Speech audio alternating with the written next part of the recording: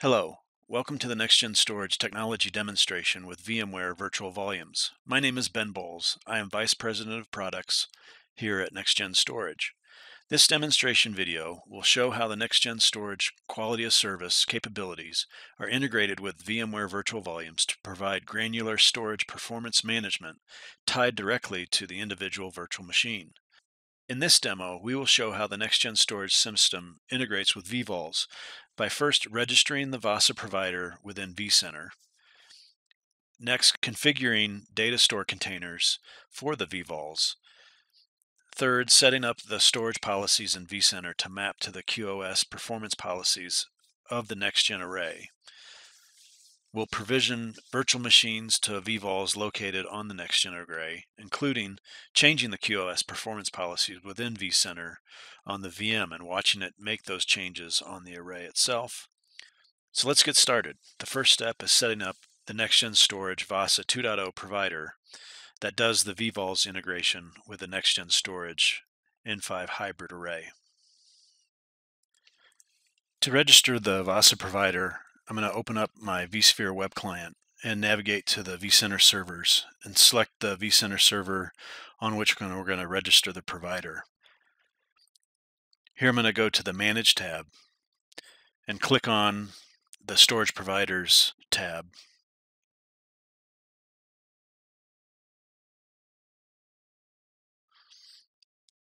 I'm going to select the Add New Storage Providers and specify the name, URL, username, and password for the Next-Gen Storage VASA provider.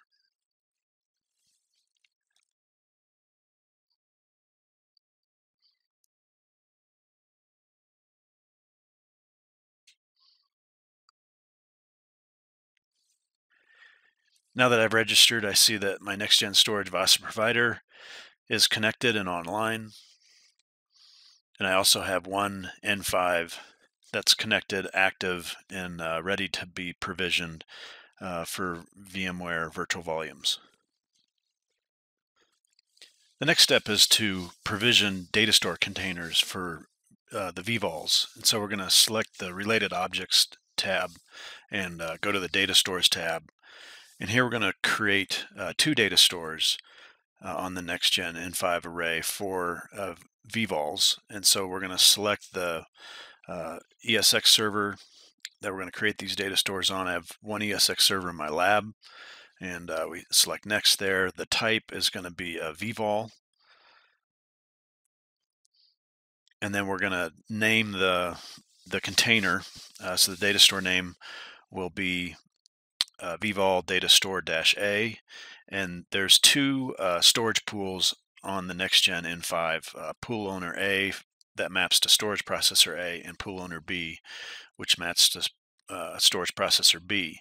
And you see the identifiers there for the vVols for those storage processors. And so we'll go ahead and create that data store container that maps to storage processor A, and then we're going to create another one that maps to storage processor B.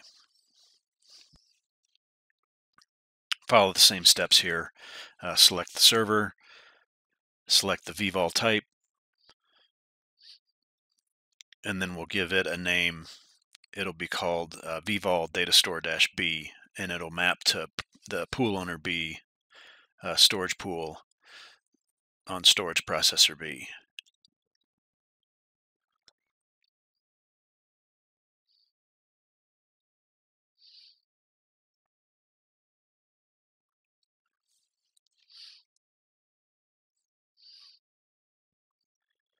Now that we've got our data stores set up, the next thing we need to do is to set up the VM storage policies. So we select the policies item there within the vSphere client, and we're going to select the VM storage policies.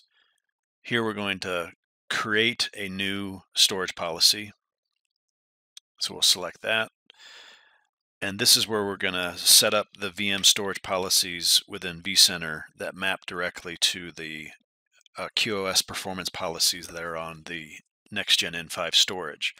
So we're going to name these the same as what they're named on the storage array. So Mission Critical Policy 1 is the first one that we'll set up. And then we'll give it a description that will be easy for us to select later in the dropdown. So Next-Gen Storage Mission Critical Policy 1 will be the description. We're going to base this on the Next-Gen Storage VASA provider, and we're going to add a rule for quality of service that will tie it directly to the quality of service on the storage array. In this first one, we're going to do Mission Critical Policy 1 as the quality of service level for this policy. And we'll get that set up. There's 5 policies total on the Next-Gen N5 storage array, so we're going to set up a VM storage policy that maps to each one of those. The next one will be Business Critical Policy 2. So we'll set that up, and we'll do that for each one of these, and fast forward a bit here for the demo. The next one will be Business Critical Policy 3, followed by Non-Critical Policies 4 and 5.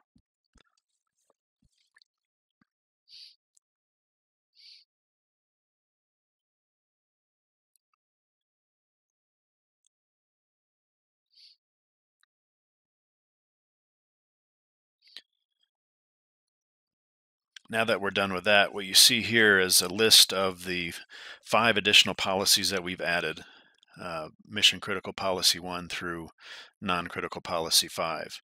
We're going to go ahead and log into the Next-Gen IO Control console, and what we see here is that the policies that we've just set up map directly to what we have on the IO Control provision screen. If we look at these policies, for Mission Critical Policy 1, as an example, you see the IOPS, throughput, and latency targets associated with those policies. Policy 2, and then Policy 3.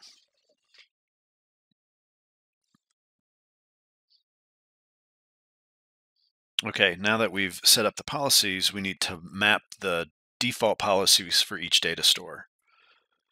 So we're going to go select the 2 data stores that we created in the previous step, and we go to the Manage tab, and you'll see that the default storage policy is vvol no requirements, and we're going to change that. So for the first data store, we're going to set it to be the default policy to be Mission Critical Policy 1.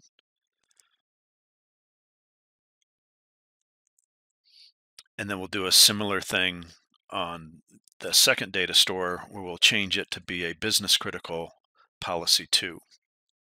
And you could do this for any of the data stores that you create and set their default policy for how the vvols will be set up when we go to provision the virtual machines, which we'll do next. Now that we have our data stores and policies configured, we can go ahead and start provisioning VMs to virtual volumes on the Next-Gen array. So here I'm going to select a template from which I can deploy Windows 2008 R2 servers. So this first one, we'll give it a name, W2K8-demo-100. We'll go ahead and select the ESX server that we'll provision this to. And then here's where you see the VM storage policy selection. So what we're going to do is we're going to set this to Mission Critical Policy 1, and that will map this virtual machine and its virtual volumes to the QoS policy on the Next-Gen array for Mission Critical Policy 1. So go ahead and deploy this virtual machine.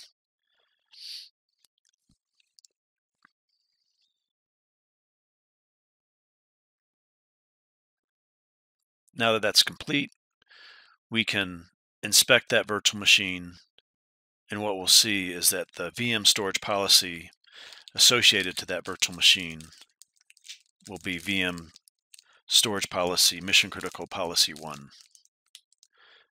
And again, that maps directly to the quality of service settings on the storage array. We'll go ahead and deploy another virtual machine. We'll name this W2K8-demo-200. And this one will map to the Business Critical Policy 2. So again, we'll select the ESX server, hit Next, and then select the VM storage policy that maps to Business Critical Policy 2 on the NextGen N5 storage array.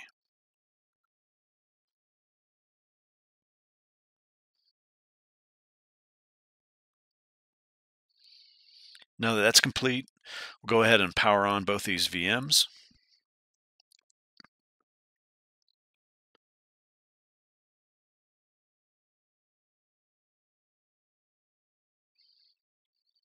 Let's go take a look at the IO control management console here. So in policy 1, what we see is 3 virtual volumes created. One for configuration, one for swap, and one for the VM.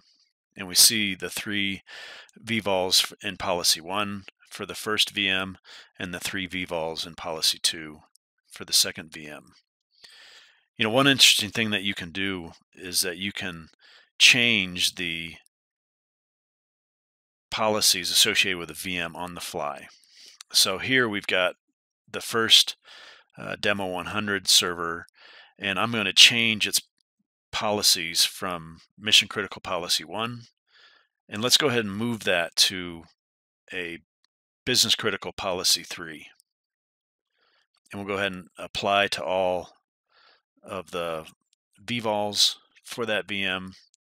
And so this is changing the QoS policies on the storage on the fly by changing the vvol policy. And so here on the management console, we see that those 3 vvols have moved from policy 1 to business critical policy 3. This concludes the NextGen Storage Virtual Volumes demonstration. I hope you learned about how the NextGen Storage QoS capabilities can help map storage QoS directly to a virtual machine with vvols. Thank you for your time.